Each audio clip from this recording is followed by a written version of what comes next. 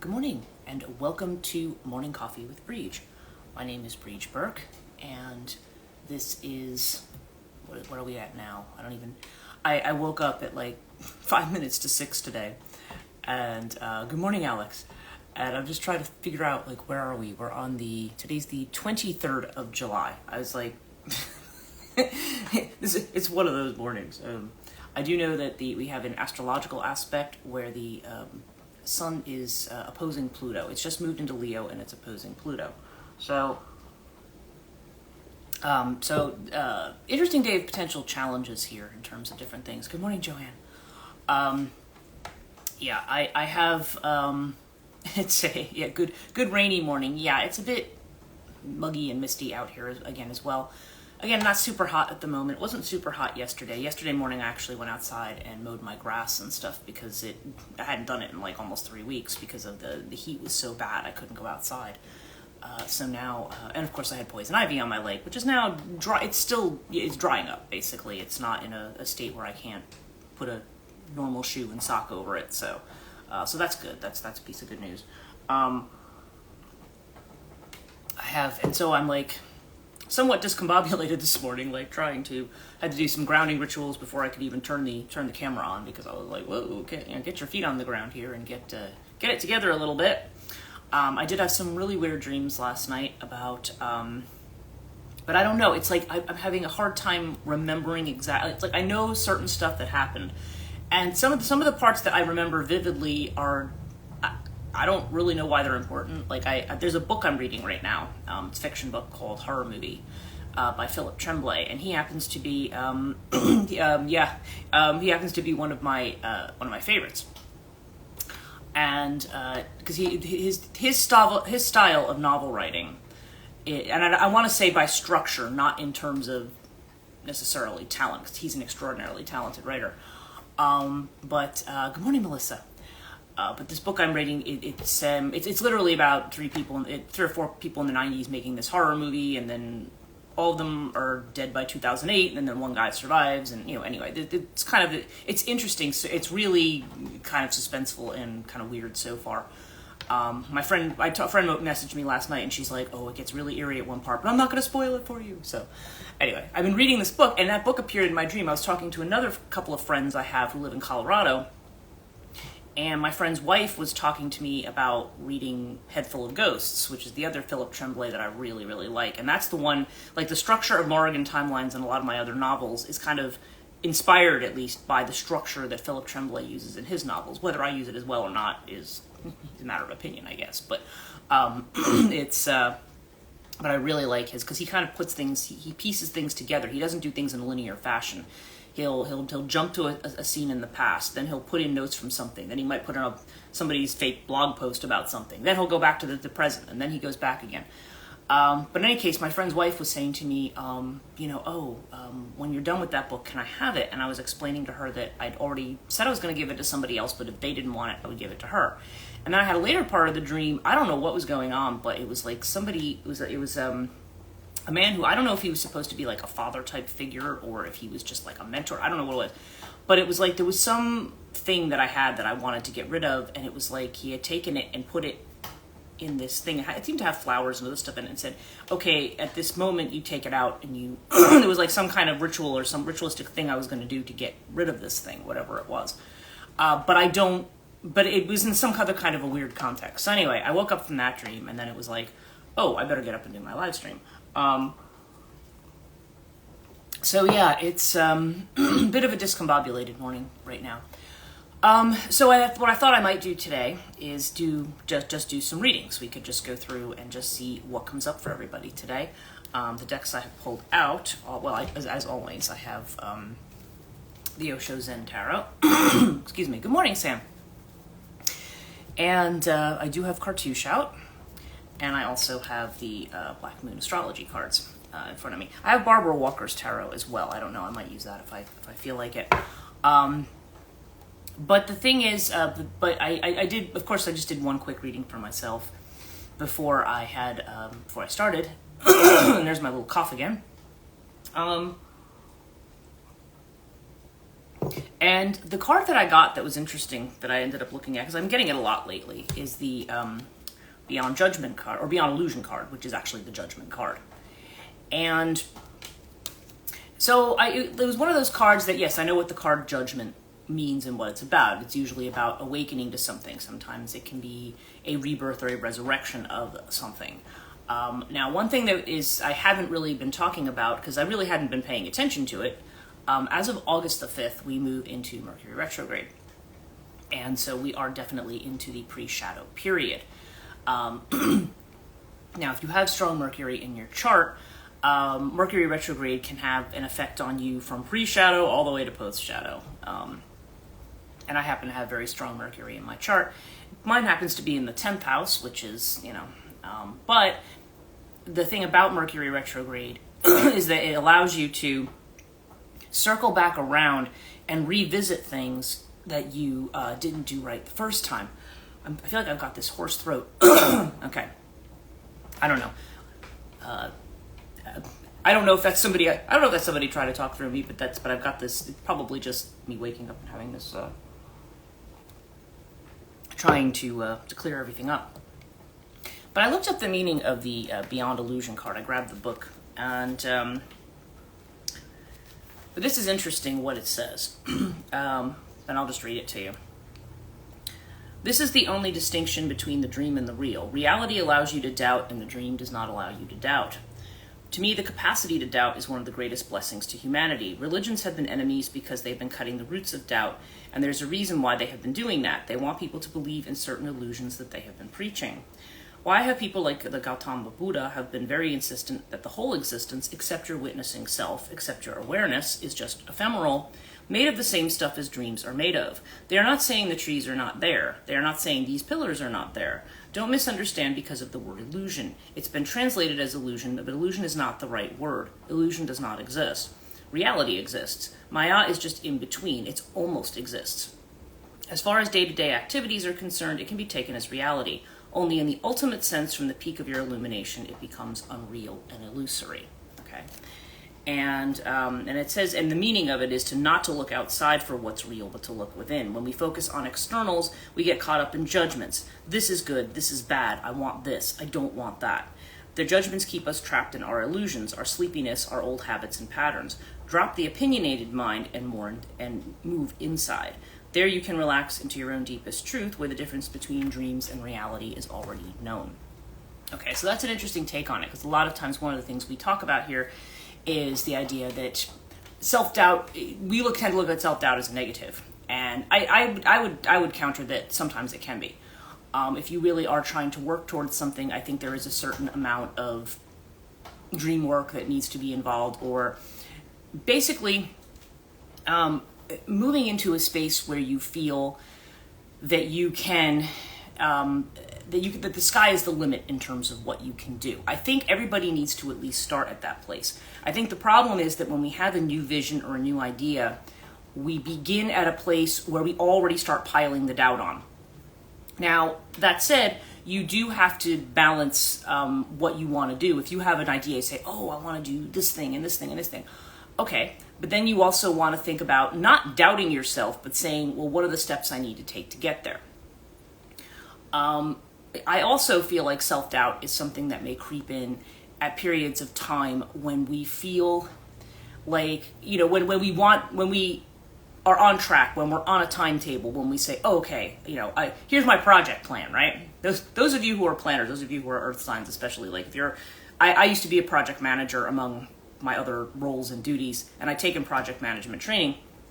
And I know how it is. You have the whole, thing, of tasks. You have the different array of tasks, and you have the different people in the different modes, and then you have it along a timeline that everybody's supposed to follow and honor. And of course, as anybody knows who is a project manager, there's always somebody who's not on the timeline, right? But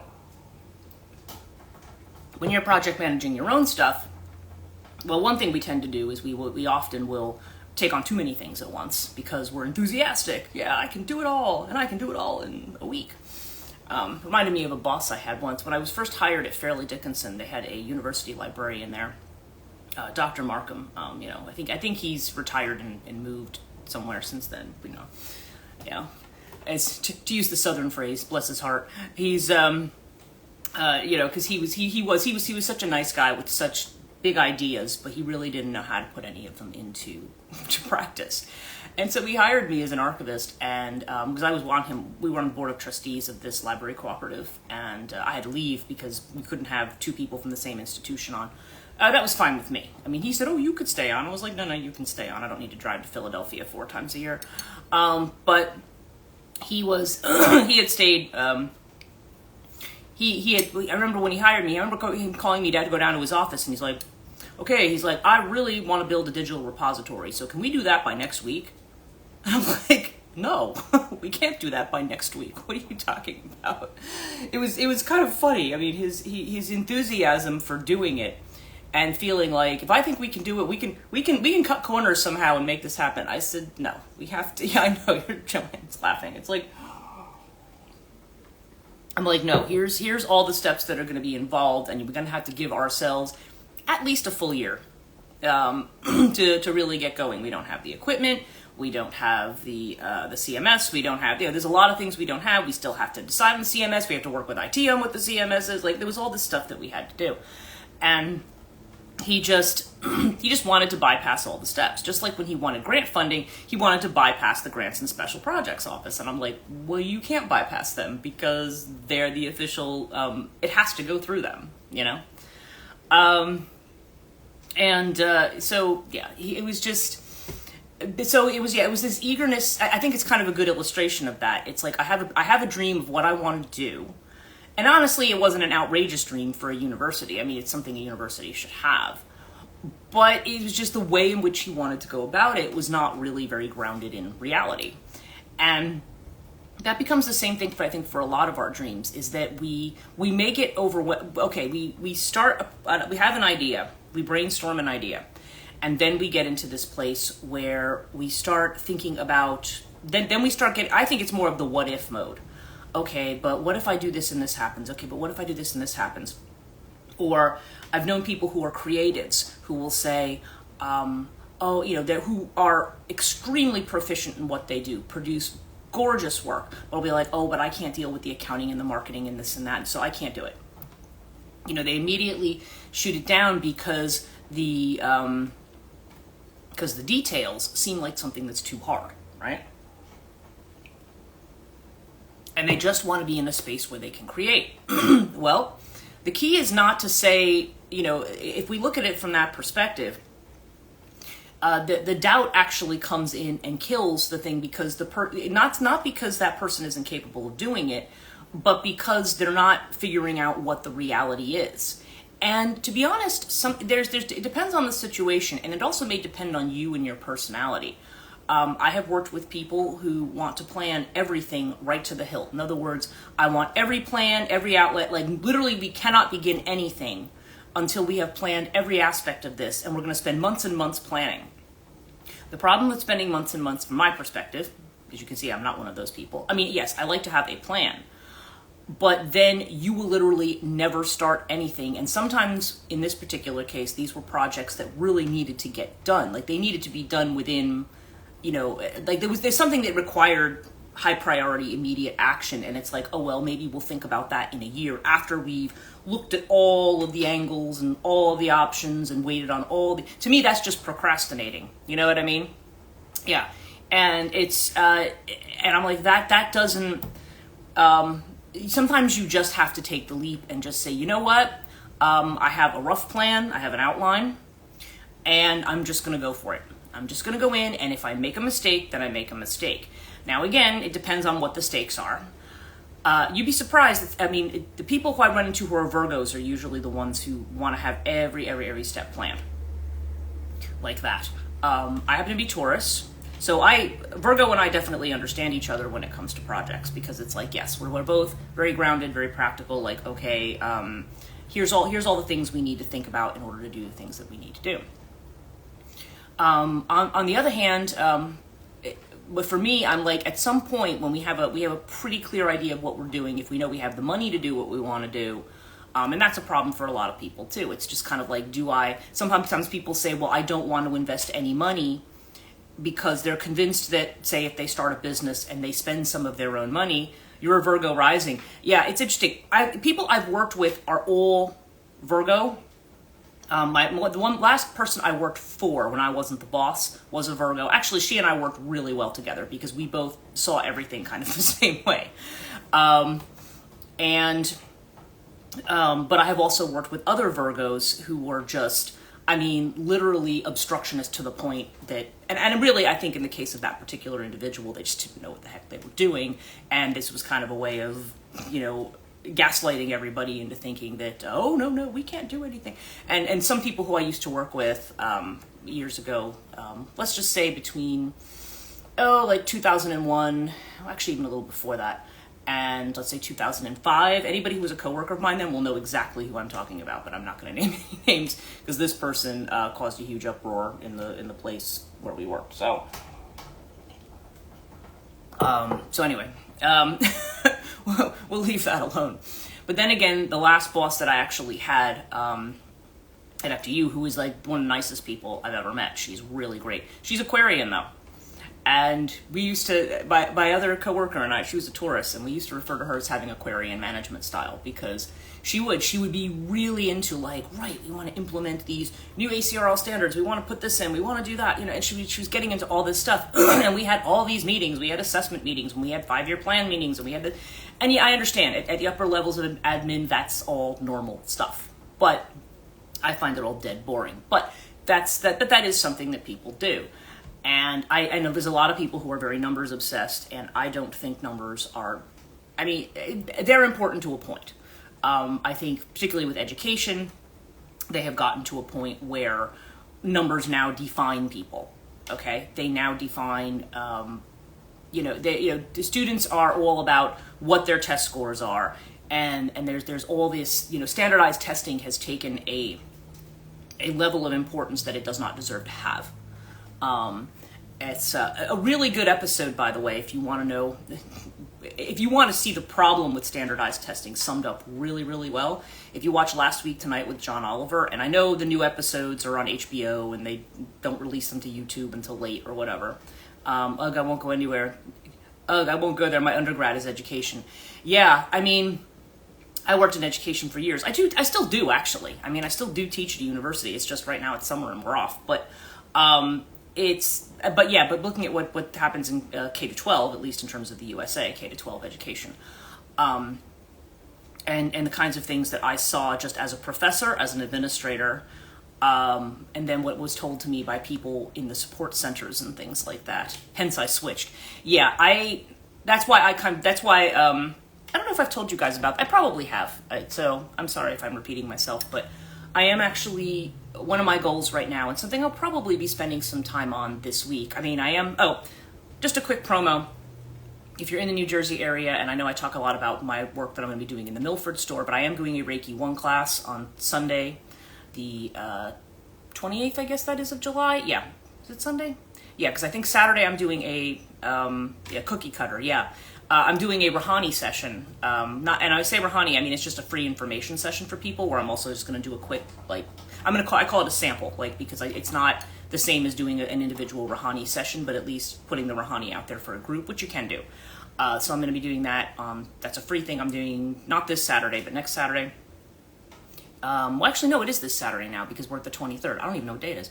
And then this Sunday, I'm doing a Reiki 1 class, and I'm going to be doing some more classes here on this channel too. I'm on transition life coaching. I'm going to be doing an intuitive development class. I have a dream workshop coming up on August 3rd, and again, that's a workshop. It's not an actual class lecture. It'll be if people have dreams that they want to interpret. It's a cheap class. It's like $20. It's just so that people can come in and participate. Right now, I think I know that there's going to be about 3 people so far that I have. Oh wow. I wish I was closer to Jersey. It's like 7 hours. Yeah, you're actually, it's funny. It's really funny. I have a friend in England who her daughter is around Toronto, and she's like, oh, she doesn't really live that far from you. I'm like, oh, it's a good long drive. I think it's just kind of like sometimes people don't quite get the distance. I mean, when you look at it on a map, it doesn't look quite that far, but I'm like, yeah, it is like 7-8 hours. So yeah, anyway, it's, I know, I wish you could come down here too. One of these days, maybe I'll have to take the train up your way. But it's, but anyway, so, the mountains are the issue. Oh yeah, mountains, I won't drive in mountains regardless, because I have a hard time walking up mountains. Now I feel like I'm digressing and switching track here a little bit. Oh my god, we'd have a blast, yes. Yeah, we would, totally. This just popped into my head, so apologies, I'm digressing a little bit. But I had actually visited Mount Shasta, and that was back in the early 2000s. My sister decided that would be a cool place to go. And as you know, Shasta's a volcano, and there's the Lassen Volcanic Park that's right nearby. And you can only go at certain times of year. And I think we went late July, because by the time you got to August, it was snowing up there, so you had to be very careful. There was snow up there. It was very funny. We got up to the way the sulfur pits were, and my brother-in-law and I were throwing snowballs at each other. It was just like, because it wasn't a whole lot, because you had these beautiful, beautiful purple flowers and all things all over the place, but we're sitting there throwing snowballs at each other. So that's the mountains for you.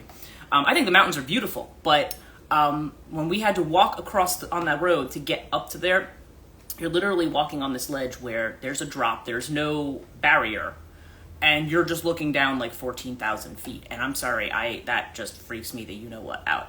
So my brother-in-law had to stand on one side of me and kind of walk me up, because I couldn't even, I was like, oh my god, I'm literally gonna go like this. So yeah, anyway, I love mountains in theory, and I would love to, there's a lot of places in the mountains I would love to visit, but, but the heights thing does get to me, so, anyway, so I'm doing those classes, but back to what I was saying is that I'm actually going to be starting what they call I'm calling it right now the Interdisciplinary Center for the Study of Feminine Myth. Now what I'm not quite sure about yet is if I want to just say feminine myth, or if I just want to have about gendered myth, because I think it needs to be, in order to talk about the feminine, you also have to talk about the masculine to a certain degree. And this relates a little bit more to my work over on Chtonia. But, and I'm thinking, like, okay, speaking of what we're talking about now, I'm like, okay, I think I just need to dive in and just get started. I have talked to at least, besides myself, 3 other potential lecturers on different subjects. Dr. Kate Kinsberry, I've talked to Dr. Max Orsini, and I need to talk to Dr. Joanna Madlock, because they're all people who are very, very interested in this project, and they all have different things to offer. Like, Kate is an anthropologist, and she works largely on Santa Muerte and Mexican kinds of, religion and ritual. Max is actually just an expert in literature. He's just generally I went to grad school with him. He's a phenomenal teacher and really, really good dealing with literature and poetry, and his specialty was like Buddhist poets, like Buddhist female poets particularly. And I've talked to him about this project, and he said, yeah, you let me know, I'm in. And then Joanna, of course, is somebody who works with me in the classics department over at Montclair State University. Joanna also works in the history department, the honors department. She's been there for a long time, and she lives 5 minutes from the school, so she does a lot of different stuff over there. But she has done podcasts with me on Slavic mythology. But Joanna is a real expert in that, and I know she would like to do more classes and things delving into Slavic myth and things like that as well, because she's from Poland. So there's a lot of different angles here, and I'm thinking I'm going to be starting with classes on feminine. Really, let's just start with the basics, like starting with feminine archetypes, starting with mythologies around the feminine, and different narratives and structures. Going all the way back to like Cybele and Aegisthus and things like that, which again, I know that's more for the other channel than this one, but looking at the feminine from the point of view, and also looking at it from the psychological point of view, because oftentimes the feminine mode of knowing is the one that is often rejected as not being real. But as this card that we're discussing points out, it's kind of like, well, what's real, you have to look inside for what's real. And really, again, there's also a level where you have to say, what's the difference between inside and outside? And that might be kind of the point, I guess. Because I don't like to draw a fine line of, oh, this is what's inside of me and that's what's outside of me. Typically, the thing that feels like it's inside that's out of sync with everything else is what they're calling the opinionated mind. It's that mind that says that needs to step in and take apart everything that's going on. In Rouhani, we do a thing called the balancing of the three minds, because we have the mind that we we project out, we have the mind that's our memories, and then we have that collective, and it's also the four bodies too, the physical, mental, emotional, and spiritual bodies. That's part of the whole process of Rouhani. And yeah, because that's it. A lot of times that is a mind that is working at cross purposes with, and really they should all be kind of working together. So, and I think that's where you will get the sense of the real. You do a grounding, you put your feet on the ground, you do all these things. But anyway, so we're talking about education, and John Oliver's last week tonight, his thing on standardized testing. He actually has a session on it. You can look it up on YouTube, because that one I know is freely available on YouTube, because it was from probably almost 10 years ago now that he did it. But it's still really super relevant. And he talks about how the formulas, New Jersey had instituted a thing at one point where they were saying that, what was it? I think it was under Governor Chris Christie, who, he has one or two feathers in his cap, but for the most part, I don't like him. I never liked him. I never liked him when he worked for the county government either, because that was my first experience of him. And he decided that teachers' pay was going to be linked to standardized test performance. So in other words, if your students didn't all do well on a standardized test, you didn't get a raise. Okay, now mind you, I didn't work K through 12, but a lot of my friends were freaking out at this. And this has actually led to an educational system where kids are taught to the test because their teachers want to get a raise, or they want to get funding. They've made it about competitive funding, well, the one who has the best test scores. So of course, so that has led to a couple of things. For one, it's all teaching to the test. So anything that takes any time to learn, like language arts skills, okay, like research skills, things like that, things that take time to develop are kind of bypassed really quickly because we need to just get to what you need to know for the test. And I tell you, I get these students in undergraduate and university who are just like, well, professor, just tell me what's on the test. I'm like, no, if you're going to take that attitude, you're not taking this class. Nobody has any listening skills. They just want to see, what am I supposed to take notes on? And I don't care about anything else you have to say. I had one student actually have the nerve to say that to me in class years ago. Said to me, how much of this is on the test? I looked at him, I said, well, now that you said that, all of it. And so I hope you've been paying attention. And by the way, none of you seem to have notebooks anymore, which is really interesting. So anyway, yeah, it's kind of led to this system where people are overwhelmed with information and then don't, and that's probably why we're in a culture where we want everything down to 3 bullet points, right? Where we don't care anymore. We just want it, just give me the executive summary and heck with the rest of it. And, so you have that. That's one result. The other result, which is extremely unfortunate, is that students that don't do as well on standardized tests become classified. Okay, and I've talked to people who worked in like FDU's regional center, who worked with students. I've worked with students who have told me that they have been classified as being learning disabled or something like that, when in fact they're not. They're just not as good on standardized tests.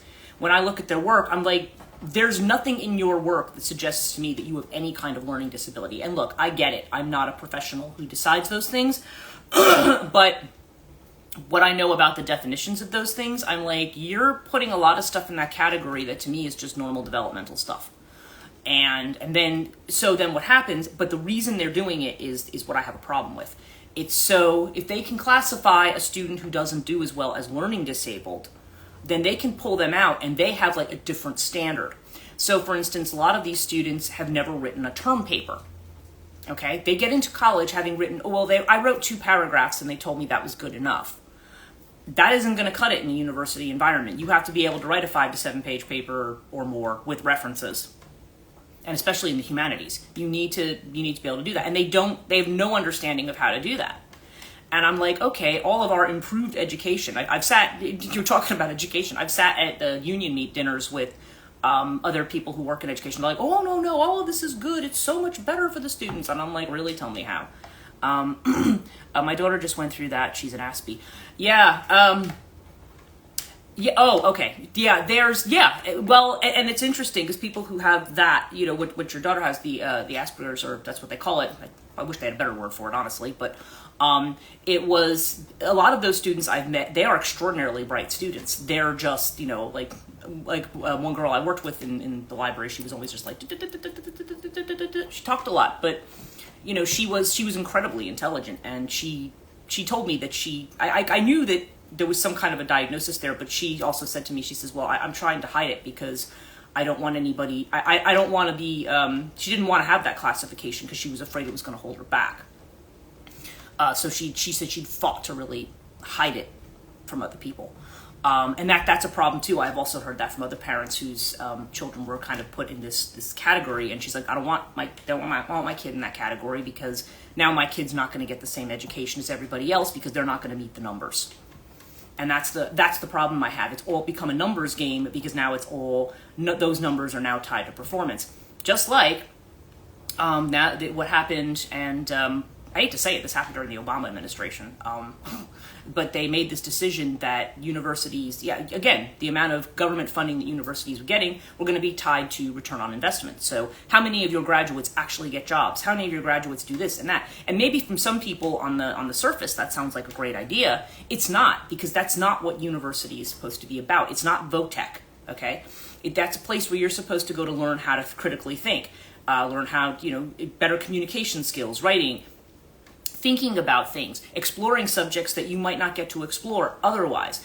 People instead just look at it as, I just need to be laser-like focused on job training. And, how many students have taken religion classes with me because it's part of the gen ed. That's the reason I get students. But there's not a whole lot of majors. And they're like, yeah, well, this is really, I've had students tell me this is really what I'm interested in, but my parents said, I have to do a business degree, so, because I need to get a job. And I'm like, getting a business degree isn't going to guarantee you a job. You're going to be one of 600,000 business majors. I mean, I realize if you don't have a whole lot of experience and that's all you have on your resume, people might look at it like, but that's like, you're better off just trying to get work experience. Study what you want to study and get work experience. When I used to be a hiring manager, that's what I would look for. I'd be like, okay, if people actually had like different majors like that, like music or they worked in the classics, or if they were in, yes, you might say I'm a little biased because that is my area. I found those people a little bit more interesting. I'm like, okay, well, those are people I at least want to talk to, whether or not they're the right fit for the job, because to me, at least, they've taken something that allows them to think about something a little bit more broadly. That's the way I always looked at it as a hiring manager. But there's a lot of people who don't look at it that way. Everything's about the bottom line. On the other side of it, I would love to go back for a degree in humanities, but don't want to do the other gen ed. I might feel it might not be necessary to my personal scope. Feel this. Yes. Yeah, exactly. And actually, that's the whole point of this institute that I'm doing, is that I want to, it's for people who maybe have gotten their degrees, maybe, and yeah, there are certain gen eds too. Like, I could have done without math entirely. The math course I took was a complete waste of time. Yeah, there's certain gen eds that, I know we've taken and we're just kind of like, okay, why did I do that? But yeah, but obviously especially when you've gotten to a certain point in life, when you're not just out of high school and you're not just starting out, you may have enough life experience to know exactly what it is you want to focus on. So kind of the school that I'm doing is more for people. It's like, yes, it gives a humanities focus. It's not going to be anywhere near as expensive as going to college or university, because it's not going to be a rate that's like that. I mean, it would be, it's going to be one of those things where, ideally, it's going to be one of those things where people can go through and do a certain number of classes and then do a project at the end. And the project doesn't have to be a paper. A project can be a piece of music. It can be a piece of art. It can be, it can be a story, a novel, or it doesn't have to be a whole novel, but it can be a poetry. It can be whatever. But something where somebody creatively produces something, on their own, based on their own reflections of things. That's where I'm going with the school. That's the vision that I've had for it. And to keep it, I mean, obviously there has to be some cost, because I have overhead to maintain in terms of, Zoom costs, and if I want to actually pay people who are going to come in and do some of the lectures, at least start out with a stipend and then see where we go from there, or a percentage of whatever I get for the class. But I also want to keep it, and I, have to be able to pay them. So I have to keep it within the realm of the affordable. Now people, I remember when I went to university, it was $65 a credit. And now it's like, what students tell me is what I paid probably for graduate school the first time. They're probably paying close to $1,000 per class or more. You know what's crazy? I had a vision of you a few days ago about opening a school. I almost asked you about it, but was too scared to say anything. No, it's fine. Don't be scared to say it. No, that your vision's right on. That's exactly what I want to do, and that's what exactly my guides have been pushing me to do. Oh my God, $1,200 a class is what you're saying. Yeah, that's something that somebody can't afford, and it's no wonder that people look at that as, oh, well, I don't, if I'm not majoring in this, I don't want to pay $1,200 for like a religion class if I don't care about religion. You know what I mean? They don't, and it's why, because it's a very corporatized model of education. This is not really a corporate thing. This is more of a, yes, it's a venture I want to do, and yes, I have to charge for it, because if it's going to be part of what I put my energy and my time in, I have to recoup that so that I can pay bills and continue to do it. But I'm hoping it's something that will be a bit more successful. But it's designed for people who are in the humanity, like who are interested in that aspect of things, but too expensive to take at university, don't want to go back for a degree, or maybe just took a random class. And a lot of times they don't even teach this kind of stuff anymore. The reason I teach at Montclair is because it's one of the few places that actually does this. I mean, they still have a myth department, like a classics, and mythology is a big component of it. Religious studies is still a big component of it. We'll see. I mean, you never know with administrations how things will change. I know certainly there's been a lot of cuts, but that's definitely what I'm going for. So I will definitely share information for anybody who might be interested once I start getting this going. But I feel like it's one of those things I just kind of have to dive in. It's hard to find. Yeah, I'm not even sure it really exists in a lot of places. And I want to do something that doesn't have necessarily a particular agenda. I mean, obviously, yes, it has a focus of feminine myth, and being that I do Catonia, people know that my focus is on the dark feminine and what I bring in. Of course, those podcasts are like mini lectures on that kind of stuff. But to me, it's also about, I feel like it's something holistic about it. It's like, yes, you're learning about these concepts, these archetypal concepts, these psychological concepts, these mythological concepts. And also I want to talk about these ideas in literature. That's why I want to bring Max in and talking about that and having discussions and being able to have real discussions. That's the one thing I seriously miss about school. Like, the best thing about it was being able to sit down with other people who were actually interested in the subject and having a conversation. I was really lucky. If you need help, I'm a great PDA. Well, oh, thank you. Yes, I will definitely be calling on you, because I think the people who you work with or who watch your podcast are definitely going to be people who be interested in this kind of a thing. So I appreciate that. Yeah, I'm really anxious to get moving on this. So anyway, but I want it to develop, and I also want to see what the instructors want to teach, because I also want it to be a thing of they're used to teaching the same curriculum over and over again according to what they've been told they have to do, what books they have to assign. For me, this is about, I was going to do readings, but this is what I ended up talking about. So I'm going to do a reading right now while we're talking. But yeah, I think this is something that's important, and I think it's more of a holistic thing, because even when I teach myth, I teach it to my students and I say, look, myth is, the reason I teach the psychology of myth is, I said, because it's not just, oh, here's a bunch of boring stories about some ancient gods that nobody believes in anymore or whatever. And that's the way a lot of people look at it, or they look at it as like the old white man religion, 1.0 or something. And I'm like, no, it's actually not that at all. And if you really start to understand ancient religion, you need to understand, it doesn't mean you have to believe in ancient religion, but it's just that you understand that what kind of forces these gods represent. And these forces are the forces of our psyche. They're the forces of nature and how they interact. And myth is really a great way to see how these things interact. One of the reasons people say, because people ask me, they say, what do you think is, what religion do you adhere to, and what religion do you think is, for lack of a better phrasing, the most accurate? Now, of course, nobody can really say that, right? But I said, well, actually, if I'm going to point to one that really has the most relevance to things, I would say it's Hinduism, because Hindu mythology does show, it shows all the complexities. This is not about the good guy versus the bad guy. It's about, you have Lord Shiva, you have a Brahmin, you have the creator, and these are gods who are granting boons to demons.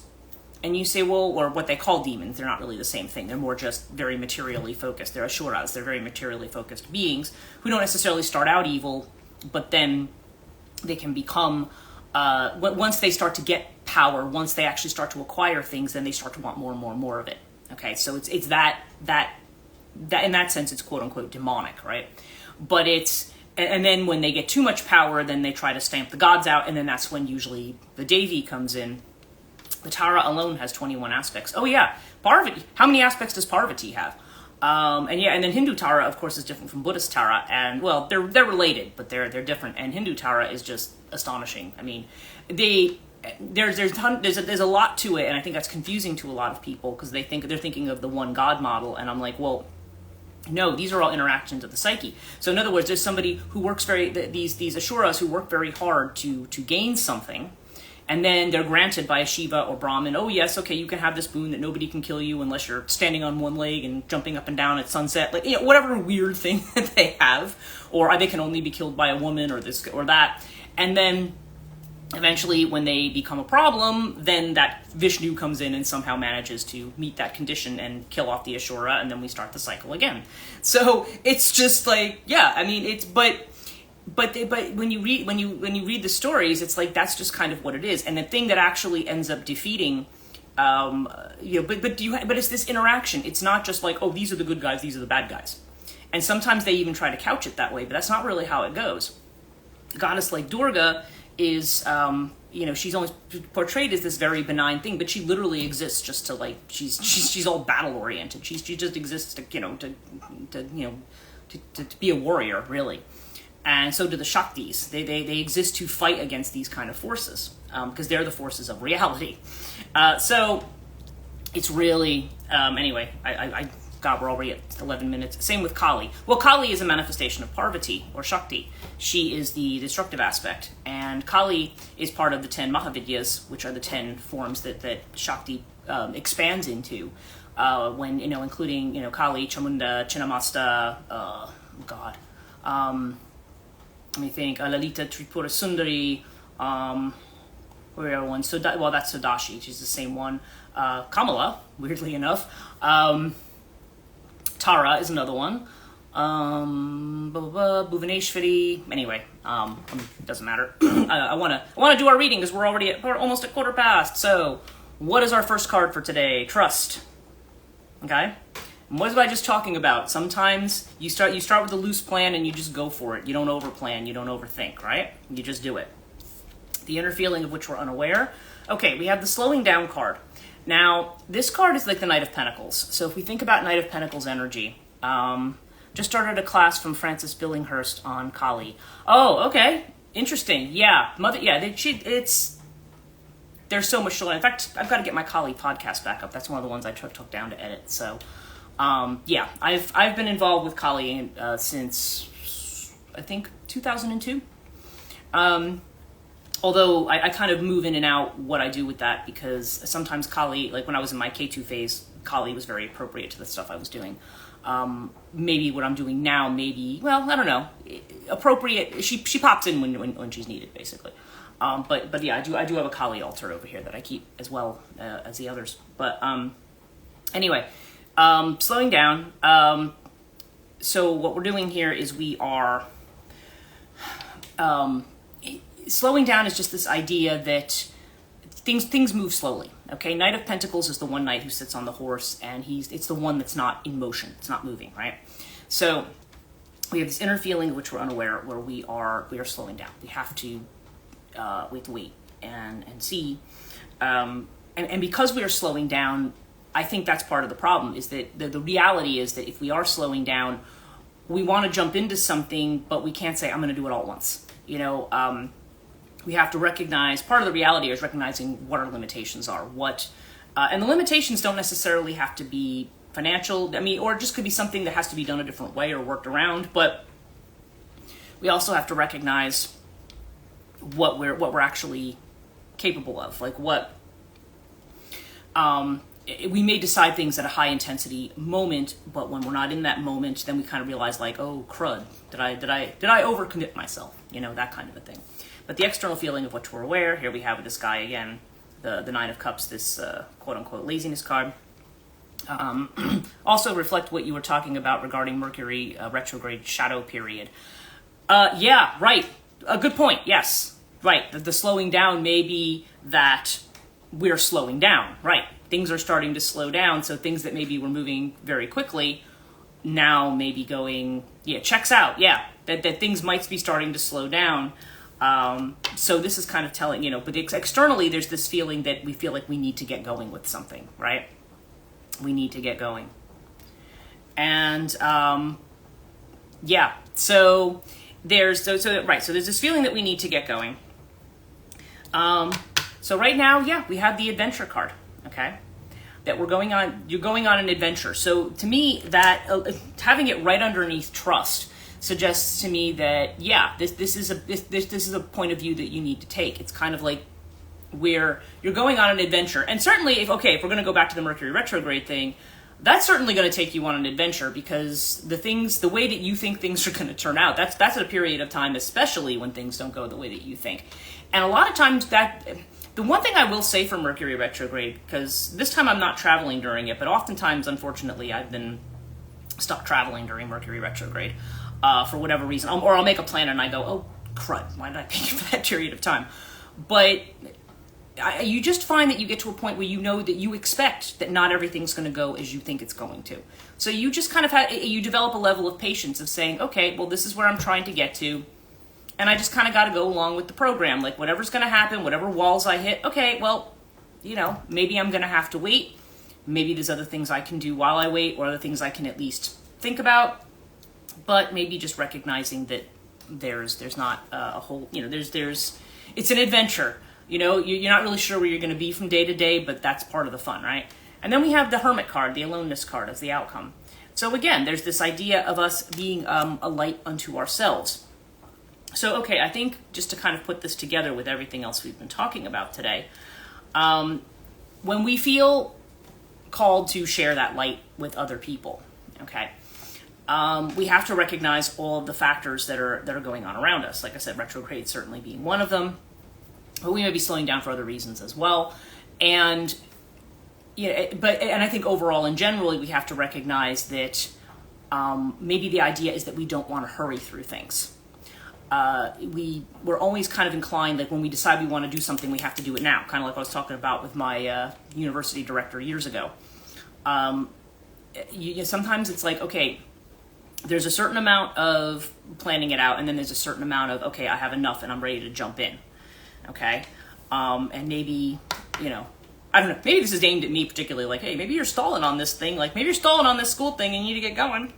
But nonetheless, there's a matter of how do we keep moving when things slow down, and maybe we're inclined to just kind of sit back and go, okay, things are slowing down, maybe I won't do anything right now. And it's not that you don't have to do anything, it's just that, you may have to do things more slowly, because that just may be the condition of the time. But you have to trust that you're going to get to where you're going. You got to look at it as adventure, and in an adventure, not everything's just going to go necessarily smoothly from A to B to C, but this is the Page of Pentacles. This is making that start, okay?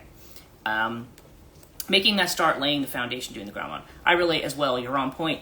And then, so to say, with the aloneness card, and I think the aloneness card, too, is the idea, sometimes I think we also feel like we have to wait for other people, or we have to wait for certain validation to do certain things. And I think this is saying you are light unto yourself, so that you are capable of, you have the light that it takes to do the thing that you want to do. You don't need to, yes, recognize that things are slowing down, but at the same time, you need to be able to have that trust in yourself that you are capable of doing the thing that you want to do. So anyway, we're running long and my battery is running low. So so I think I'm going to end the live stream at this point, but I want to thank you guys so much for joining me. I love these, these morning ones are very, very interactive. My noon ones that I do on Mondays are sometimes, I get people who join and who listen, which I think is awesome. But I love these because we tend to be a little bit more interactive. So, you're welcome. And you're welcome. And I hope you all end up having, thank you. You're welcome. And excited for you. See you tomorrow. Awesome. Looking forward to seeing you tomorrow. Looking forward to seeing everybody who can join me. And have a great rest of your Tuesday, and we'll see you soon.